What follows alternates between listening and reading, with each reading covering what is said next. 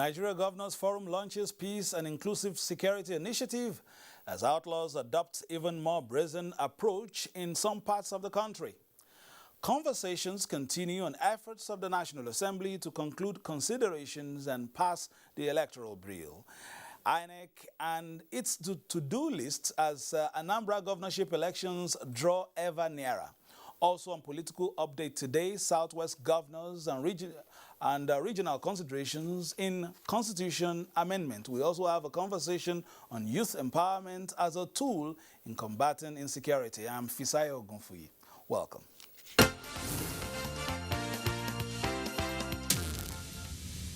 In a bid to deploy creative solutions to the nation's security challenges, the Nigeria Governors Forum has launched a Peace and Inclusive Security Initiative. Desperate situation, they say, require desperate action. This essentially is the focal point of this gathering by state and non-state actors to fine-tune processes of overcoming the present security challenges confronting the country. This Peace and Security Initiative of the Nigerian Governors Forum will help establish strategic dialogues and a mechanism to stimulate collaborative responses among stakeholders on conflict and security at the federal, at the state, and at the local and civil society levels. Terrorism, banditry, kidnapping, and secessionist moves, coupled with the negative use of the social media, were factored as threats to Nigeria's stability as a nation. The UK Foreign, Commonwealth and Development Office recognised the important role the NGF plays in setting the peace and security agenda, in building state-level and community-level structures and institutions to reduce violence. Representatives of the former head of state, General Abdulsalami Abubakar, and other prominent Nigerians say deployment of technology is critical in containing contemporary security threats. The Governors Forum has taken a completely different shape, and we really appreciate the effort to become a bit diagnostic about the causative factors of this crisis. The project is designed to develop mechanisms that will stimulate effective collaboration with communities to strengthen strategic measures of surmounting the emerging threats with attention to social network programs. This week, the Southwest Governors Forum and federal lawmakers from the region agreed to constitute a high-powered committee to harmonize the position of the zone on the Constitution amendment process in the two houses of the National Assembly. The meeting, which had in attendance 6 governors from the zone and a sizable number of federal legislators, deliberated on burning issues in connection with constitutional review. We are resolved that we will present a common position as regards amendments to Constitution. And in order to achieve this meeting has set up a committee. The committee made up of distinguished senators led by the caucus chairman and attorneys of the Southwest state. The committee is to harmonize our position so that we can present it as and when necessary before the two houses, and at the end of the day have the constitutional amendment have a serious input as we take it. The meeting also discussed the passage of the Petroleum Industry Bill and other national issues crucial to the development of the region. Meanwhile, the Nigeria Civil Society Situation Room says it is keenly watching the efforts of the National Assembly to conclude and pass the Electoral Bill 2021. The Situation Room, however, made some observation on some clauses. Proposed provision of Clause 50, subsection 2 of the Electoral Bill states that voting at an election shall be in accordance with the procedure determined by the Independent National Electoral Commission, which may include electronic voting, provided that the Commission shall not transmit results of elections by electronic means. Over the years, election reports of several, several accredited observers have identified the collation process as a weak link in elections. The Independent National Electoral Commission, INEC, civil society and other election stakeholders, Situation Room, explains have advocated for improvements to the electoral process, particularly the use of technology in elections to improve efficiency and transparency. Another issue of concern, Situation Room says, is the significant increase made to the limits for election expenses in Clause 88 of the draft bill. The North Central Progressive Group has also asked Nigerians not to despair but expect that the National Assembly will deliver a credible amended electoral bill that would address the yearnings of all. And we have remarkable hands, people who have impacted this country at different perspectives or at different levels. The group is urging the citizenry to unite for their common good ahead of the next round of elections. Now, the joint PDP Caucus of the National Assembly has condemned alleged moves to exclude electronic transmission of election results from the ongoing Electoral Act Amendment Bill. The caucus also lent its voice to the clamor for state police. Electronic transmission of results is the only way to eliminate malpractice and manipulations associated with manual collation of results, including alterations, switching of votes, and disappearance of electoral materials while in transit to various collation centers. The joint PDP caucus is already taking very strong and uncompromising steps to ensure that this provision guaranteeing electronic transmission of results is not tampered with in any form whatsoever.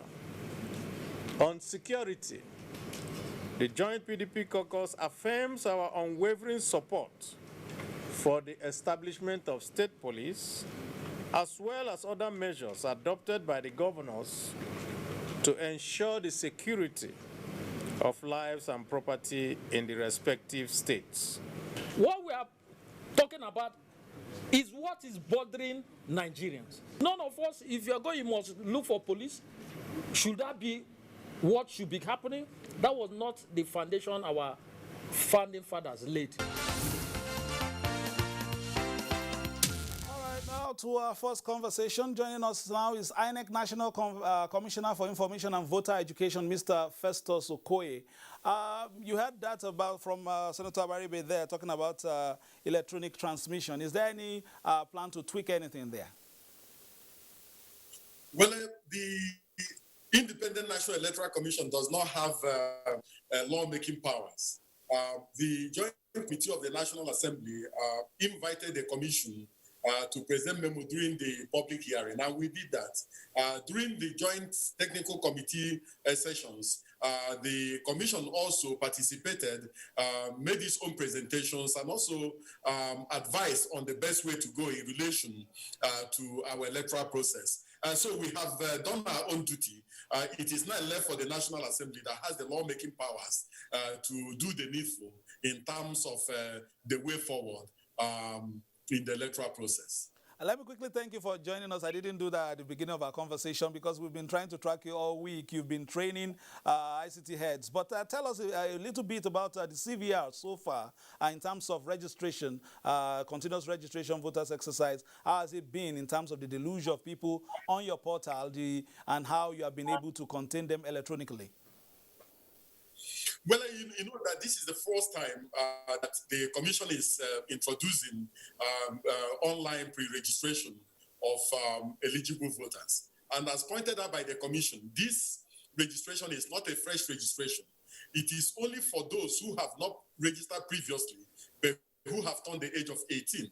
It is also for those who have had one challenge or the other with the challenges with issue of accreditation for them to rectify that challenge.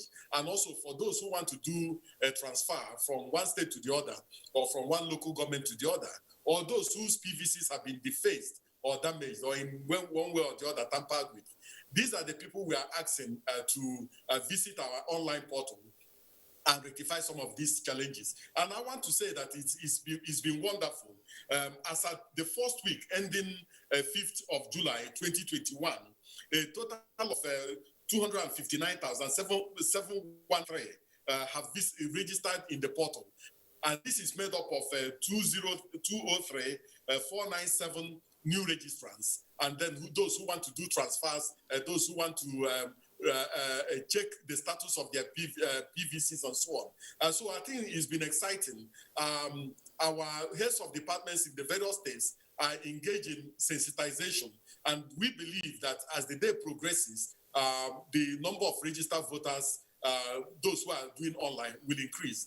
But as we pointed out, we are going to start physical registration on the 19th day of July. So those who have done pre-registration and those who are new registrants who have not done any form of pre-registration can visit our state and local government offices on the 19th day of July 2021 and do their registration.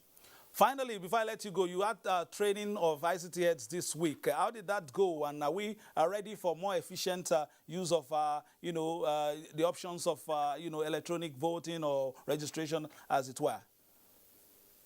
Yes, we had a further training program for heads of our ICT in all the states of the Federation and in the Federal Capital Territory, especially on how to manage the back-end processes and also efficient management of the INEC voter enrollment device. So we have deliberated, they have looked at the technology much more closely and also looked at the whole issue about professional handling of people who come for registration and the need to be well-mannered and treat registrants in a very, very professional manner.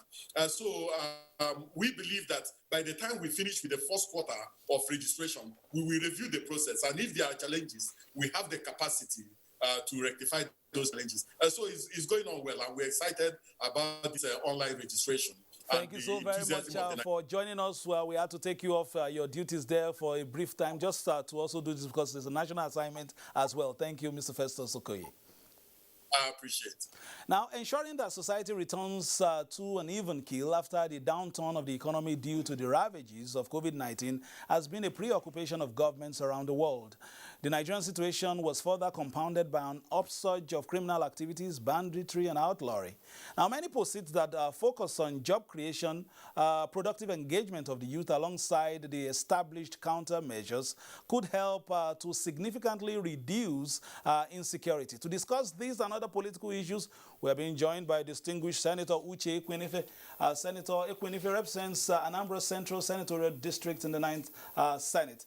Thank you for joining us. Thank you very much. I can't go into this discussion without starting like this. You know, your latest effort to be, the occupant of Government House Oka, you fought a gallant fight in the primaries, but would you say the path of women to top position is narrower or is widening? I think it's widening because women are becoming more bold now. They're becoming more determined and more focused. You know, a lot of women are showing interest in exactly what they want. Before, in the past, when I was in the House of Representatives, we were just very few women in the House of Rep, but today we have more number than we had in 2007. And even in the Senate, we have about 8 senators, female senators. And in the public sector, we have a lot of women, topping the men, even in their own career. If you go to banking industry today, we have a lot of chief executive officers, MDs, quite unlike what we used to have in the past. And if you go into politics, like in Anambra, for instance, we have 3 senators out of 3. We have 2 female senators. So I think women are coming up now. And so this, for instance, the position that you didn't quite, reach the final podium was not because you were a woman, or is it as a result of zoning? Partly because of a woman, partly because of zoning, but, it wasn't like that before in the past. Nobody would even give you a chance. Nobody would even listen to you. But this time around, a lot of people listened to me, and they saw the reason why a woman should be the governor of the state. One of the major hindrances is the issue of funding. Most women don't have funding. They don't have even men coming out to take up their bills by, funding them. Politics is about money. So sometimes most women would not have that availability or access to funding, and that hinders their chances. You know, coming to, of course, the culture and all of that, that's still there, but then not as it used to be. Would you try again? Of course. Anytime any day I have the opportunity, I will. I still want to be the governor of the state, and I believe I'll be the best. All right, let's quickly go to my question. You have represented your people both as members of the House, as you said. Now you're a senator. Would you, a lot of people have talked about many empowerments you've done in the past and all that. Would you say, are you part of the people who believe that youth empowerment and creating jobs would help reduce outlawry?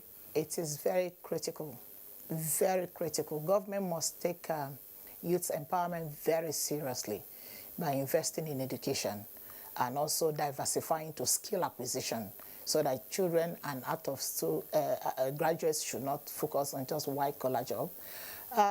Even before venturing into politics, I have always believed in empowering the youths because when you get the youths, get them meaningfully engaged, of course, you reduce the social vices and also reduce the number of youths that, of course, will get themselves involved in armed robbery, banditry, and all of those social vices. So the government must take youth's empowerment very seriously by creating job opportunity, by ensuring that even the primary, secondary, and tertiary institutions change their curriculum to inculcate skill acquisition in schools, and use a lot of government agencies we have, like National Board for Incubation, you know, across the entire country. That's a very great institution that the government can use to ensure that our youths are being well engaged. We have a lot of youths that are interested in SMEs, but they don't have the funding. The capital is not there. And I want to use this opportunity to commend the CBN governor who has done very well in ensuring that it creates enabling environment for a lot of SMEs to be engaged. It's just the government to harmonize, consolidate on what they have already started to ensure that a lot of youth, not just waiting for government to absorb them in terms of employment, but also put them in skills where they have already acquired the knowledge, give them the grants, give them moratorium, give them, you know, soft loans, so that they can also help themselves and help government to create job opportunities. In this, you know, while you were campaigning and talking to, you know, constituents and all that, in terms of your ambition, you went around. And your state, we know them for the industrious use, very energetic, very creative. And we as this, we know them for the automotive industry, Onitsha as well. What are the main concerns? The main concerns usually, like I said, is access to capital. It's very, an average Anambra person is commercially inclined. It doesn't matter the level of education. Everybody there wants to do business. But then, if you don't have access to funding, it is very critical. If you don't have access to funding, no matter the knowledge, no matter what you want to do, you will not be able to do that. So in giving the youths the opportunity, like in the reps and even as Senate, in giving them that opportunity, I've used the little effort as a lawmaker to create the enabling environment for them by giving them the skill first, giving them soft loans using my NGO and my platform to give them access to capital, and also use the opportunity of the soft loan, the grants from CBN, the 700 and something thousand, some 2 million naira and all of that, extended to a majority of them. But before extending it to them, I engaged them in the skill. They learned the skill. Because if you don't know where to invest your money, even when you get it, you won't know where to invest it. So it's important we train them first before granting them such access to funding. So I have done that a lot, and I will continue to do that. We'll come to you now for the last line, but before then, let's take this. Kwara State Caucus of the APC says the state chapter of the party remains strong. The caucus maintains that any misunderstandings within the party is a family issue, which will be resolved amicably in due course. The state must continue to grow, and we can only do this when there's absolute peace, when there is trust in our great party, All Progressive Congress. We are, by this meeting, appealing to various people. There might be need not to agree totally, but we must focus on the fact that our people expect deliverables. We as senators, our role and what we want to do is to bring everybody together. And we are doing this and continue to do this. I want to assure you that the focus should be the people, not the individual holding position. As individuals, we are there today, we'll be there for a while. We have to leave. But what remains is the people. But like any large family, like anybody that goes through revolutions, there are always bound to be some family dispute. So that family dispute, we are working hard on it and we are resolving it. It's just one of those little post-revolutionary challenges. But we can assure you, Kwara State is still a strong, solid state that is just looking to the future. Now, a group from the Gombe senatorial zone has dissociated itself from the endorsement of a former governor of the state, Senator Danjuma Gujjie, to continue as senator representing the district in 2023. A statement jointly signed by Honorable Abdullahi Abubakar and Honorable Adamu Pata says the event in Kumo on Saturday, the 26th of June 2021, is not a true reflection of the wishes of the members of the district, as it circumvented all proper and established party norms and conventions. The statement maintained that members of the district will discharge their electoral duties in the spirit of justice, equity, fairness to all stakeholders. All right, you're still watching Political Update. For the last line, Senator Ike Ekwe is here. You're flying the flag, of course, and you're wearing a patriotic color. You've been flying the flag for women in politics. At this point, one may forgive you for saying maybe you're a bit tired. But for the women, what would be your word at this time, especially those in politics and vying for positions and those who want to do so in the near future? My word to them is that they should have a belief in their ability to conquer. It's not easy. Nobody will vote for you because you're a woman, because we are in a competitive world where no man will just stop because a woman is the opponent. Women have shown capacity, they have shown competence globally. Looking at the number of women that are in private sector driving the economy of their countries, looking at the number of women in politics, driving the political capacity. So I feel that my word to them is that if you want to be seen to be serious, you must assess yourself first and ask yourself, do I have the capacity to do this? Once you know you have the capacity to do that, come out. Trying is the first thing, because if you don't try, you wouldn't know whether you get it or not. So you have to come out to try first by ensuring that you have all the enablers to drive the force. So my advice to them is to believe in themselves, ensure that you have the right mindset, ensure that you're also ready to carry the entire blackmail that will go with it and be associated with it, especially in politics, and also to commit it to God in prayers. So hard work and prayers, of course, will get you there. And a little bit of money. Hard work and prayers. Hard work comes with money. Comes with money. We've had Senator Ike Ekwe on in our studios for the second conversation. Earlier, we had Mr. Festus Okoye of the Independent National Electoral Commission talking about the continuous voters registration exercise. And of course, we had you watching at home and being a part of it. Thank you very much for being part of our Political Update for today, coming courtesy of the Nigerian Television Authority, where we give you very best of news, reviews, previews, and interviews. And of course, we always urge you, like my guest said, play your politics for the greater good. Bye-bye now.